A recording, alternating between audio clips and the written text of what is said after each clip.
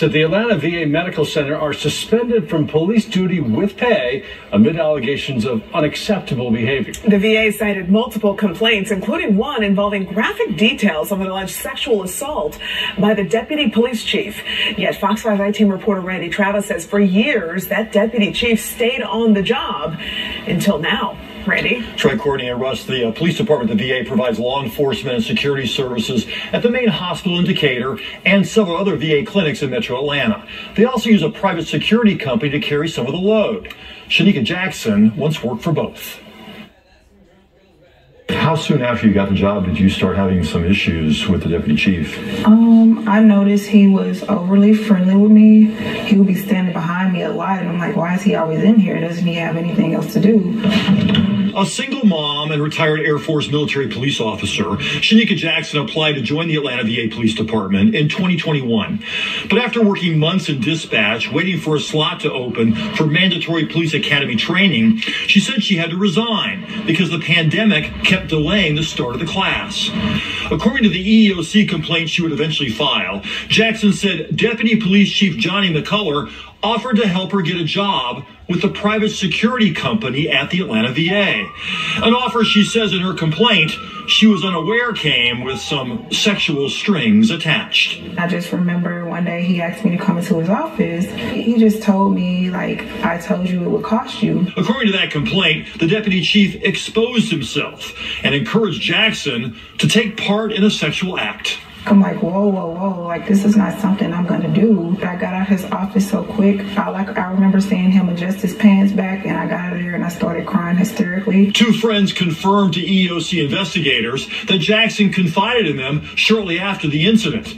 But Jackson said she did not file an official complaint immediately. I was fearful at the time because he had a lot of power. But then came a misdirected text in January 2022. Thinking she was texting a friend, Jackson says she accidentally sent this to McCullough. Snakes only get so far. In her complaint, she says McCullough went to her boss and asked that she be fired. I told him, like, hey, this man has been harassing me for the longest, and y'all are trying to fire me for him. She was ultimately demoted and transferred. When she failed to show up for work, the private security company fired her. They denied McCullough played any role in the decision. Only after she was fired in April 2022 did Jackson file her complaint with the EEOC. And when McCullough met with EEOC investigators, he denied every one of Jackson's claims. So, she said it happened, he said it did not. Jackson's EEOC complaint was dismissed before either had a chance to prove they were telling the truth. She's filed an appeal. But there's a third angle to this she said, he said story. It's what the VA Internal Affairs investigation said. In July 2022, the VA's Office of Senior Security Officer conducted its own investigation into Jackson's claims. The Fox 5 I-Team obtained this copy through the Freedom of Information Act. After interviewing multiple witnesses, it was repeated throughout interviews that McCullough had a romantic interest in Jackson. The report said McCullough admitted to special agents that he gave Jackson money, texted her outside of working hours because he wanted to help Jackson as a single parent, a statement investigators find not credible. And as far as Jackson's allegation of McCullough exposing himself, staff described him as vindictive, condescending, toxic, and as having a reputation as a womanizer. Investigators did draw certain conclusions that would support Jackson's reports as being accurate and truthful. So you must have been pretty pleased to see this report. Absolutely. Did you expect that this would result in him being removed from his job? I did. He was not.